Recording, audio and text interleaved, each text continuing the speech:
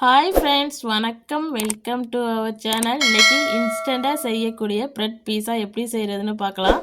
ரொம்ப டேஸ்டியாக இருக்கும். இது குழந்தைங்களாம் ரொம்ப விரும்பி சாப்பிடுவாங்க. ஸ்கூல் லஞ்ச் பாக்ஸ்க்கெல்லாம் நம்ம டக்குன்னு செஞ்சு கொடுத்துடலாம்.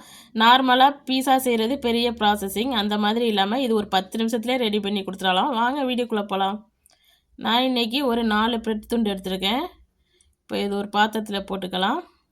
இது கூட நான் 1 கப் அளவுக்கு பால் சேர்த்துக்கிறேன். காய்ச்சாத பால் தான் சேர்த்துக்கிறேன். இப்போ இது கூட ஒரு அரை கப்பு அளவுக்கு ரவை சேர்த்துக்கலாம். வறுக்காத ரவையாக எடுத்துருக்கேன்னா, நீங்கள் வறுத்த ரவை வறுக்காத ரவை எது வேணாலும் எடுத்துக்கலாம். இப்போ 2 முட்டை சேர்த்துக்கிறேன். அரை டீஸ்பூன் சுகர் சேர்த்துக்கிறேன், இது டேஸ்ட்டுக்காக. அரை டீஸ்பூன் உப்பு, 1/4 டீஸ்பூன் அளவுக்கு பேக்கிங் சோடா.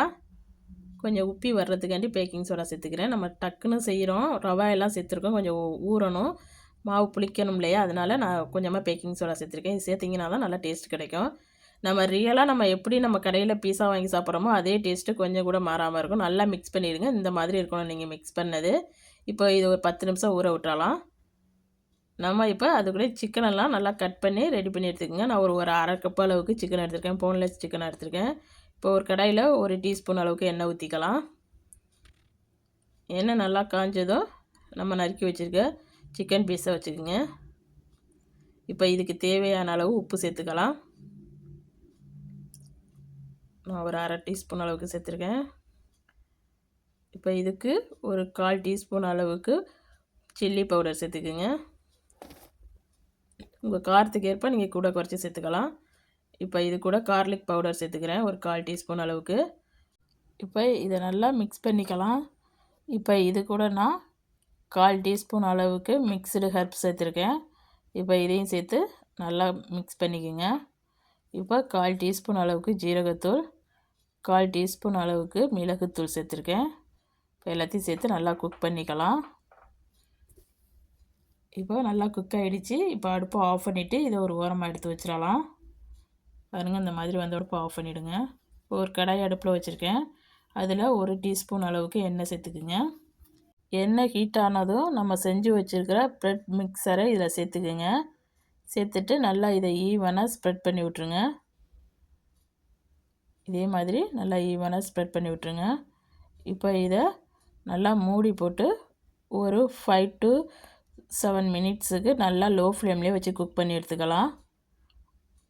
இப்போ 5 மினிட்ஸ் ஆகிடுச்சு. ஓப்பன் பண்ணி பார்க்கலாம். பாருங்கள், நல்லா வெந்துடுச்சு.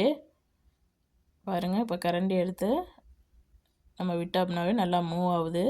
இப்போ இது ஒரு பிளேட்டில் மாற்றி நல்லா திருப்பி போட்டுக்குங்க. டைரெக்டாக திருப்ப முடியாது, நான் மூடிலேயே கொட்டி திருப்பி போட்டுக்கிறேன். இப்போ இது மேலே பீஸா சாஸ் இருந்துச்சுன்னா நீங்கள் தடவிக்கங்க, 2 டேபிள் ஸ்பூன் அளவுக்கு. இல்லாட்டினா நீங்கள் டொமேட்டோ கெச்சப் கூட தடவிக்கலாம், அதுவும் நல்லா டேஸ்டியாக தான் இருக்கும். இப்போ இது மேலே நம்ம குக் பண்ணி வச்சுருக்க சிக்கனை போட்டுக்கலாம். உங்களுக்கு எவ்வளவு தேவையோ அவ்வளவு சேர்த்துக்குங்க. நம்ம தான் செய்கிறோங்கிறதுனால நான் நிறையாவே சேர்த்துருக்கேன்.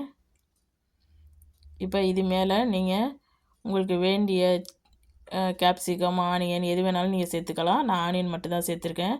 இது மேலேயும் மிக்ஸ்டு ஹெர்ப்ஸ் லைட்டாக தூவிக்கிறேன். இப்போ இது மேலே சீஸ் போட்டுக்கலாம். உங்களுக்கு தேவையான அளவுக்கு சீஸ் போட்டுக்குங்க. உங்களுக்கு சீஸ் ரொம்ப பிடிக்கும்னா நிறையா போட்டுக்குங்க, இல்லாட்டினா கம்மியாக போட்டுக்குங்க. நான் கொஞ்சம் கூடுதலாகவே போட்டிருக்கேன். இப்போ சீஸ் எல்லாம் போட்டாச்சு. இப்போ இதை மூடி போட்டு ஒரு 5 to 7 மினிட்ஸுக்கு நல்லா குக் பண்ணி எடுத்துக்கலாம். நல்லா அந்த சீஸ் எல்லாம் மெல்ட் ஆகி வரணும், அவ்வளோ நேரம் குக் ஆகணும். இப்போ 5 மினிட்ஸ் ஆகிடுச்சு. ஓப்பன் பண்ணி பார்த்தா பாருங்கள், சீஸ் எல்லாம் நல்லா மெல்ட் ஆகிடுச்சு. இப்போ நீங்கள் ஒரு கரண்டி எடுத்து சைடில் விட்டிங்கன்னா நல்லா வெந்திருக்கு தெரியும். நல்லா அடியிலலாம் நல்லா ப்ரௌனிஷாக வந்திருக்கணும். நல்லா வெந்தது மரம் தான் நீங்கள் எடுக்கணும். ஒருவேளை உங்களுக்கு வேகாமல் இருந்துச்சுன்னா இன்னும் ஒரு 2 to 3 மினிட்ஸ் வச்சுட்டு அப்புறம் மாற்றிக்கிங்க. இப்போ ஒரு பிளேட்டுக்கு மாற்றியாச்சு. பாருங்கள், இன்ஸ்டண்ட்டு ப்ரெட் பீஸா சூப்பராக ரெடி ஆகிடுச்சு. நம்மளே செஞ்சதுனால சிக்கன்லாம் நிறையாவே போட்டிருக்கோம். இந்த மாதிரி ப்ரெட் பீஸா செஞ்சு கொடுத்தா குழந்தைங்கள்லாம் ரொம்ப விரும்பி சாப்பிடுவாங்க. நம்ம ஸ்கூல் லஞ்ச் பாக்ஸுக்கு கூட இதை செஞ்சு கொடுக்கலாம். இப்போ இதை நம்ம கட் பண்ணி பார்க்கலாம் எப்படி வந்திருக்குன்னு. பாருங்கள், எப்படி உப்பி எப்படி சூப்பராக வந்திருக்குன்னு.